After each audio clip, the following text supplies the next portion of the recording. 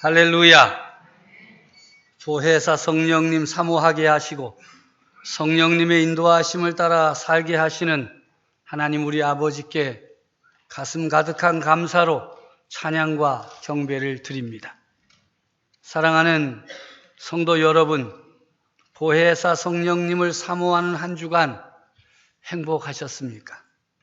보혜사 성령님을 사모하며 새벽마다 함께 모여 기도하는 성도들, 예수님의 제자로 예수님을 닮아가기 위해 제자훈련반 성경 공부에 참여하는 성도들로 인해서 지난 한 주간 교회 가운데 큰 은혜가 넘쳤습니다. 교회를 교회다운 교회가 되게 하고 성도를 성도되게 하는 하나님의 말씀과 기도 운동이 계속되어지므로 우리 교회가 깨어나기를 원합니다. 성도들이 살아나기를 간절히 소원합니다. 아직 5월인데 폭염주의보가 내리고 30도가 넘어서서 에어컨을 켜지 않으면 견딜 수가 없는 이상기온이 시작되었습니다. 벌써 이러니 올 여름도 만만치 않을 것이다. 역대 최고의 폭염으로 온 나라가 불볕더위가 될 것이다.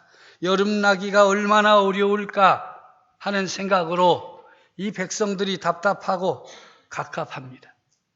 날씨뿐만 아니라 우리 주변에서 일어나고 있는 일들은 도무지 시원한 일이 없습니다. 시원케 하기는커녕 가슴에 불을 지르는 사람들, 사건과 사고가 끊임없이 벌어지고 있습니다. 이 시대를 살아내야 하는 그리스도인들과 그리스도인들이 이루는 공동체, 교회는 이 답답하고 갑갑한 세상에서 어찌하여야 시원한 생수의 역할을 할 수 있을까? 과연 그렇게 살 수 있을까? 자문자답하게 되었습니다. 하나님께서는 사람을 찾고 계십니다. 하나님의 나라를 위하여 일할 일꾼, 하나님의 영광을 드러낼 일꾼, 고통하며 신음하는 이 백성들을 위로할 사람을 찾고 계십니다. 그런데 하나님이 찾으시는 사람은 참된 예배자입니다. 예수 그리스도를 구주로 믿고 따르는 그리스도인들이 제대로 서야 세상을 시원케 하는 역사가 시작될 수 있는데 그 첫걸음은 참된 예배자가 되는 것입니다. 왜냐하면 하나님께서 그런 사람을 찾으시고 그런 사람에게 세상을 부탁하시기 때문입니다. 참된 예배자, 어떤 사람입니까? 예수님께서 사마리아 지역을 통과하시다가 피곤하셔서 야고보의 우물 곁에 그대로 앉으셨습니다. 제자들은 먹을 것을 구하기 위해 동네로 들어갔고 혼자 계시는 가운데 한 여인이 물을 길러 왔습니다. 예수님께서 그 여인을 향해서 물을 좀 달라고 요청했습니다. 그러자 그 여인이 안 좋은 말을 했어요. 당신은 유대인인데 사마리아인인 나에게 무슨 물을 달라고 하느냐고. 우리하고 상종도 하지 않는 사람이 필요하면 물 달라고 하는 거냐고 하는 비난에 섞인 말을 했습니다. 여기서부터 예수님과 사마리아 여인과의 이야기가 펼쳐집니다. 이렇게 시작된 이야기가 마지막 예배에 대한 이야기로 넘어갑니다. 물 달라고 했다가 그 물 때문에 어떻게 예배해야 되느냐. 아마도 이 여인이 가슴 속에 깊이 묻어두었던 주제인 것 같습니다. 우리 조상들은 이 산에서 예배하였는데 당신들의 말은 예배할 곳이 예루살렘에 있다. 예루살렘에 와서 예배하지 아니하면 다 허사다. 뭐가 맞느냐? 여인의 질문에 예수님께서 대답하신 것이 오늘 본문의 내용입니다. 여자여 내 말을 믿으라. 이 산에서도 말고 예루살렘에서도 말고 너희가 아버지께 예배할 때가 이르리라. 아버지께 참되게 예배하는 자들은 영과 진리로 예배할 때가 오나니 곧 이때라. 아버지께서는 자기에게 이렇게 예배하는 자들을 찾으시느니라. 하나님은 영이시니 예배하는 자가 영과 진리로 예배할지니라. 예배는 영적인 반응입니다. 하나님이 영이시기 때문이지요. 그래서 예수님은 아버지 하나님께 예배하는 자는 영과 진리로 예배하여야 하고 그런 자들을 하나님께서 찾으신다는 것입니다. 이 시대에 하나님께서 찾으시는 사람, 영과 진리로 예배하는 사람입니다. 영과 진리로 예배하라는 의미가 무엇일까요? 많은 사람들은 성령과 말씀으로 해석합니다. 그런데 이런 해석이 맞기는 하지만 충분하지는 않습니다. 왜냐하면 예수님께서 성령과 말씀으로 예배하라 하지 아니하시고 영과 진리로 예배하라고 하신 이유가 있기 때문이지요. 영과 진리로 예배하라는 말씀은 이 예배에 대한 우리 인간의 눈높이의 용어입니다. 예배는 하나님의 계시에 대한 인간의 응답이지요. 성령과 말씀이 인간을 향한 하나님의 계시에 해당한다면 영과 진리는 하나님을 향한 인간의 응답이요 반응에 해당하는 것입니다. 풀어서 말한다면 영과 진리는 예수님이 사람의 입장에서 예배를 이해시키기 위해 사용하신 용어입니다. 성령으로 예배한다고 하면 우리는 그 의미를 좀처럼 이해하기가 어렵지 않습니까? 성령으로 어떻게 예배하는 것입니까? 예배의 순간순간 성령님께서 지시하는 대로 반응하라는 것입니까?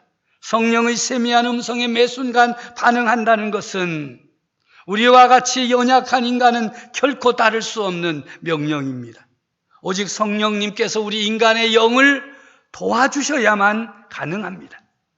말씀으로 예배하는 것은 어떻습니까? 말씀을 읽으며 예배하라는 뜻입니까? 아니면 성경에 나오는 모든 말씀을 외워서 예배가 시작되면 하나님 앞에서 말씀을 줄줄 소리내어 외우라는 것입니까? 영이나 진리가 의미하는 것은 성령과 말씀보다 훨씬 포괄적인 것입니다.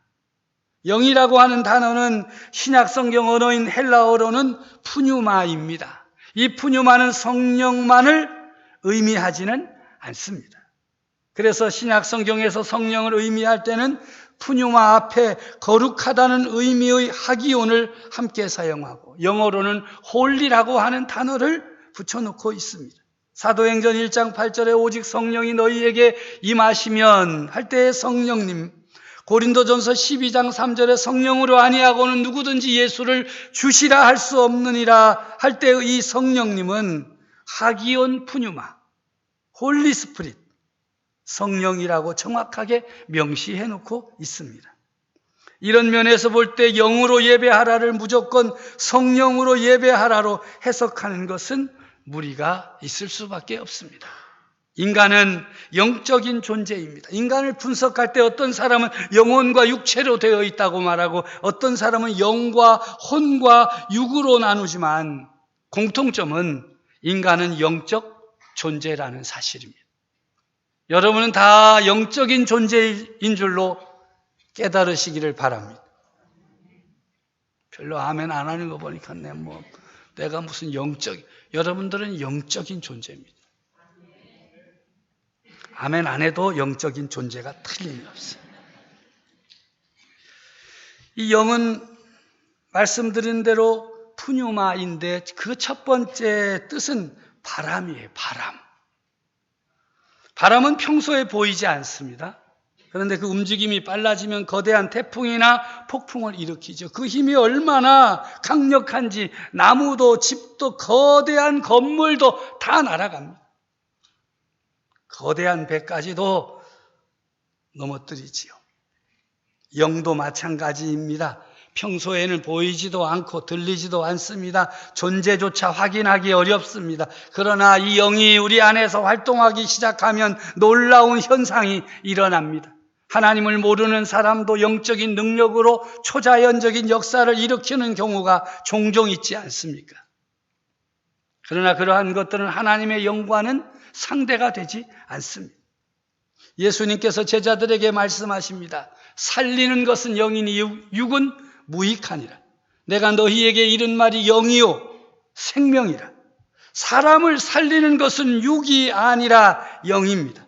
예수님이 우리에게 남기신 말씀은 죽어있는 문자가 아니라 영으로 살아있는 말씀입니다. 그래서 영으로서의 말씀은 우리를 살려내는 것입니다.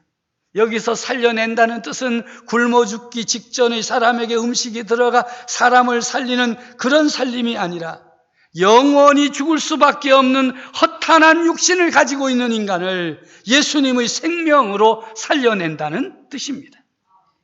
사람들은 눈에 보이는 육이 사람을 살린다고 생각합니다. 그래서 물질적인 것, 육신적인 것에 온통 마음을 쏟아붓습니다. 몸을 위해 시간과 돈을 투자합니다. 그러나 여기에는 한계가 있습니다.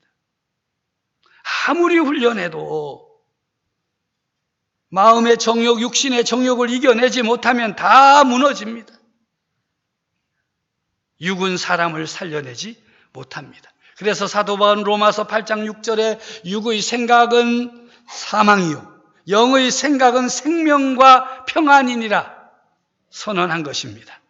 사도 바울은 성령이 우리 안에 있는 영과 더불어 일한다고 말씀합니다. 인간의 영이 성령과 더불어 일하면 눈에 보이지 않고 귀에 들리지 않지만 놀라운 일들이 벌어집니다. 성령님께서 우리 영과 더불어 일하시면 거룩과 생명에 속한 일, 사랑의 사귐, 존중과 이해, 용서와 용납, 성장과 성숙의 역사가 일어나게 되는 것입니다. 그래서 참된 예배자는 하나님의 영에 영으로 반응합니다. 성령님께서 우리 인간의 영을 만지실 때 비로소 예배가 살아나게 되는 것입니다. 그래서 빌립보 교인에게 사도 바울은 말하기를 하나님의 성령으로 예배하라 하신 것입니다. 즉 성령의 감동으로 예배하라는 것이지. 성령님께서 우리의 영을 감동할 때 진정한 예배가 살아납니다. 죽어있던 영이 살아나고 잠자던 영이 깨어나고 무감각했던 영이 감각을 회복하게 되는 역사가 일어나게 되는 것입니다. 오늘도 말씀을 준비하고 선포하기 전에 이런 기도를 했습니다. 성령의 기름 부으심, 그 기름 부으심 한 방울만이라도 우리에게 부어주셔서 모든 성도들이 예배할 때 성령의 기름 부으심을 받고 말씀을 들을 때 성령의 감동을 받아서 죽었던 영혼들이 살아나게 하옵소서. 무능력했던 영혼들, 잠자던 영혼들이 살아나 깨어나게 해 주시옵소서. 우리의 내부에는 하나님의 영에 반응할 수 있는 그 어떤 것이 있음이 분명합니다. 우리에게 마음도 있고 어떤 사람은 이성이 있다고 하고 영이 있다고 합니다. 신약 성경에 보면 이 단어들이 자주 등장합니다. 고린도전서 14장 14절 이하에 보면 내가 만일 방언으로 기도하면 나의 영이 기도하거니와 나의 마음은 열매를 맺지 못하리라. 영, 마음. 그러면 어떻게 할까? 내가 영으로 기도하고 또 마음으로 기도하며 내가 영으로 찬송하고 또 마음으로 찬송하리라. 마음은 세계와 존재를 이해하고 살피는 역할을 하지요. 이 마음은 이성과 같은 의미를 갖습니다. 이 말씀에서 우리의 영만으로는 아무것도 지각할 수 없음을 알 수 있습니다. 그 영이 마음과 연합할 때 우리는 하나님을 인지할 수 있습니다. 그래서 바울은 이성만이 아닌 영으로도 찬양과 기도를 하라고 강조한 것입니다. 기도처럼 찬양도 영으로만 하는 것은 자신에게 아무런 이익이 없습니다. 영과 마음이 하나 된 찬양을 드려야 하는 것입니다. 예수님은 우리에게 영으로 예배하라고 하십니다. 영은 우리를 살리는 것입니다. 예배는 한계 있는 육신만으로는 결코 드릴 수 없습니다. 하나님의 성령이 우리의 잠자는 영을 깨울 때, 감동시킬 때 우리가 살아나게 되고 참된 예배자가 되는 것입니다. 영의 활동은 마음과 함께 할 때 인식되어집니다. 내 영이 하나님을 찬양하는구나. 내 영이 하나님을 경배하고 있구나. 인간이 영으로 예배할 때 하나님은 성령으로 감동, 감화하십니다. 이것은 우선순위의 문제라기보다 하나님과 인간이 예배를 통해서 소통하는 방식입니다. 동시에 일어날 수도 있고 하나님 편에서 먼저 계시할 수도 있고 인간 편에서 먼저 하나님께 나아갈 수도 있습니다. 중요한 것은 하나님의 깊은 곳까지 통하시는 성령님이 아니고는 인간의 영이 절대로 하나님을 온전히 예배할 수 없다는 사실입니다. 하나님의 성령이 우리의 영혼을 만지실 때 비로소 우리 안에 불이 붙여지고 성도와 성령이 서로 소통할 수 있는 통로가 생기는데 그것이 바로 우리의 영인 것입니다. 성령님은 전지하셔서 어디에서나 존재하실 수 있습니다. 그럼에도 성령님은 예수를 구세주로 고백하는 성도의 마음에만 들어오실 수 있습니다. 성도의 몸은 성령이 거하시는 전입니다. 그래서 성령님은 예수님을 머리로 한 몸된 교회와 말씀으로 소통하시는 것입니다. 우리가 드리는 예배에서 성령님의 역할은 아무리 강조해도 지나치지 않아요. 물론 균형이 필요합니다. 예수님을 배제한 예배는 딱딱한 예식이 되고 성령님을 지나치게 강조하면 시끄러운 성령 집회가 되고 마는 것입니다. 그래서 사도 바울은 고린도전서 14장 40절에서 모든 것을 품위 있게 하고 질서 있게 하라고 말씀하십니다. 분명한 것은 그리스도인들의 모임에 성령님께서 함께 하신다는 사실입니다. 하늘의 기쁨과 영감이 있고 계시가 있다는 것입니다. 여기에 반응할 때 성도들은 놀라운 역사를 경험합니다. 물질에 속한 인간은 오직 성령님을 통해서만 신령한 세계를 알 수 있고 느낄 수 있으며 하나님의 인격을 체험할 수 있습니다. 그러하기에 예배는 반드시 성령님이 역사하시는 주 무대가 되어야 할 것입니다. 사도 바울은 죄와 사망의 법에 매여 죽을 수밖에 없는 우리들을 향하여 놀라운 하나님의 구원 계획을 선포하십니다. 로마서 8장 2절의 말씀입니다. 함께 읽습니다. 이는 그리스도 예수 안에 있는 생명의 성령의 법이 죄와 사망의 법에서 너를 해방하였음이라. 할렐루야. 예배 안에서 우리의 영을 깨우시는 성령님의 역할은 우리의 상상을 초월하십니다. 예배를 참된 기독교의 예배로 만드는 것은 성령의 역사인 것입니다. 그리스도 예수 안에 있는 생명의 성령의 법이 죄와 사망의 법에서 너를 해방하였다. 성령님께서 우리를 죄와 사망의 법에서 해방시키신다. 이 예배를 통해서 성령께서 감화와 감동을 주시고 역사하시는 그곳에 죄와 사망의 법이 사라지게 되는 것입니다. 할렐루야. 예배는 성령의 사역입니다. 예배 가운데 성령의 역사를 무시하거나 배제한다면 기독교 예배는 단순히 인간의 행위에 지나지 않는 이교도들의 예배와 다를 바가 없습니다. 예배에 참석하는 자들은 많아도 예배하는 자들을 하나님이 찾으신다고 하니 그 수가 얼마 되지 않는다는 것을 우리가 깨달아 알 수 있습니다. 모든 사람이 참되게 하나님을 예배한다면 뭐 찾을 필요가 있겠습니까? 그런데 하나님이 모든 예배에 참석한 사람들 가운데서도 진리와 영으로, 영과 진리로 예배하는 자들을 찾으신다고 하십니다. 하나님이 지금도 우리를 찾고 계십니다. 어디에 있는지 몰라서 찾는 것입니까? 무엇을 하고 있는지 몰라서 찾는 것입니까? 영과 진리로 예배하는 자가 적기 때문에 찾으시는 것입니다. 안타깝게도 오늘날 많은 교회들과 성도들이 이렇게 중요한 성령님을 사모하지 않으므로 성령으로 예배하지 못하고 있습니다. 성령님께 아무런 관심이 없습니다. 성령님께서 우리에게 오셔야 하는지, 우리를 감동시키시고 우리 가운데 은혜를 베풀어 주시고 우리를 깨우치셔야 하는지 아무런 관심이 없습니다. 그냥 예배의 자리에 왔다가 가는 것으로 만족합니다. 그것은 하나님이 찾으시는 예배자가 아닙니다. 우리 성도들에게 분명한 것은 성령님이 아니고서는 우리 그리스도인들이 한순간도 제대로 살 수 없다는 사실입니다. 교회에 모여 예배드리는 주일뿐만 아니라 삶의 현장인 6일 동안에도 성령님의 능력이 필요합니다. 예수님 없이는 구원이 없듯이 성령님의 도우심이 없이는 그리스도의 삶을 제대로 살아낼 수가 없습니다. 짐 신발라 목사는 이렇게 말했습니다. 성령님은 우리 인간의 모든 부족함과 실패를 초월하여 역사하시는 위대하신 분이십니다.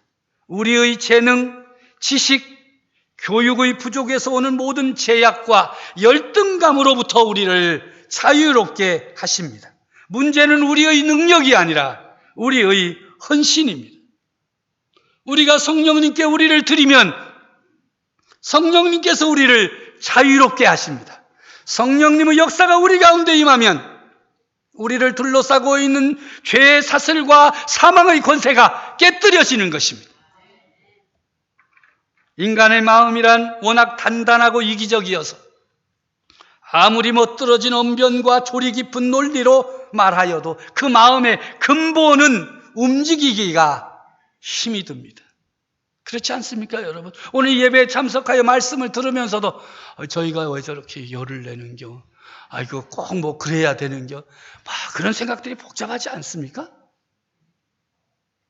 내가 딴 건 몰라도 그건 좀 보는데 왜 저런디야? 우리 인간은요, 아무리 뛰어난 언변과 열을 내고 해도 왜 저리야? 이럴 정도로 단단합니다. 그런데 성령님께서 움직여 역사하시면 변하지 않을 것만 같은 돌같이 단단한 그 마음도 성령님께서 녹여내십니다. 그래서 사도 바울은 내 말과 내 전도함이 설득력 있는 지혜의 말로 하지 아니하고 다만 성령의 나타나심과 능력으로 했다고 고백하는 것입니다. 그러므로 우리는 간구하여야 합니다. 우리의 삶 속에서 예배의 자리에서 늘 간구하여야 할 것이 있습니다. 첫째는 성령님께서 우리 예배 가운데 함께 계심을 믿고 역사하기를 간구하여야 합니다. 둘째로는 성령님께서 우리를 참된 예배자의 길로 이끌어 주시기를 간구하여야 합니다. 셋째로 성령님께서 우리로 하나님의 말씀을 깨달을 수 있도록 도와주시기를 간구하여야 합니다. 넷째는 성령님께서 우리가 기도해야 할 내용과 방향을 가르쳐 주시기를 간구해야 됩니다. 다섯째로 성령님께서 우리를 치유하시고 참회의 길로 인도하시고 사죄의 확신을 주시고 결단하고 헌신으로 이끌어 주시기를 간구해야 하는 것입니다.